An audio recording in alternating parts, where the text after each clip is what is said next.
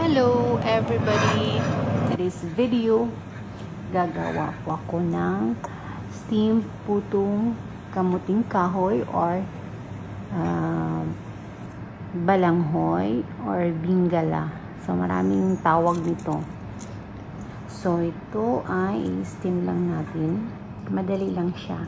Gadgarin mo yung kamuting kahoy, pigaan mo, alisin mo yung tubig.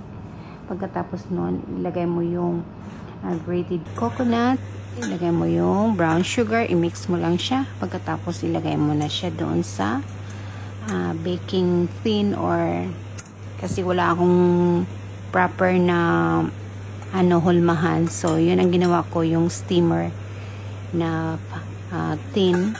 So ni-steam ko na, nilagyan ko lang sa bottom ng, kasi wala din akong dahon ng saging, so nilagyan ko lang siya ng wax paper doon sa bottom. So yan, at steam natin siya for 30 minutes para lutong-luto na. So yan, ready na. After 30 minutes, ready na ang ating steam putong balanghoy. Makakain na tayo at satisfied ng ating cravings.